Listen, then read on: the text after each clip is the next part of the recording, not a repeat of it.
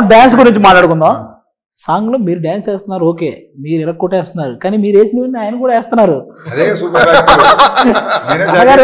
మీకు వచ్చింది తెలుసా, పుష్ప 2లో కిసిక్ సాంగ్ ఎంత పెద్ద హిట్ అయిందో అందులో మీరు వేసిన అసలు నెక్స్ట్ డే తీయించారు సాంగ్. 5 రోజులు అయిపోయాక తీయండి అన్నారు, మళ్ళీ పెట్టి తీశారు బిట్టు, ఆ కేక్ తినిపించే బిట్టు కోసం. అది తెలుసా, అది డైరెక్ట్.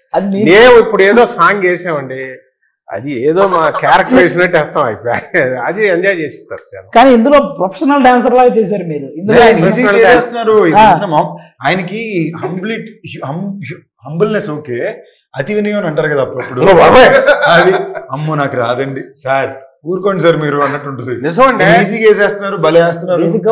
డైలాగులు చెప్పి బతికాము, సడన్ గా డాన్స్ చేయమంటున్నారు.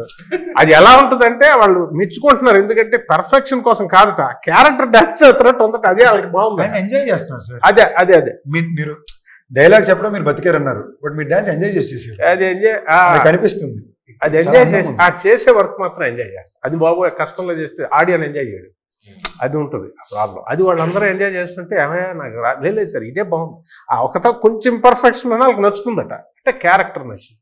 ఆయన చేయడం, ఆయన అటెంప్ట్ చేయడంలో అటెంప్ట్ చేయడంలో కంపల్సరీ.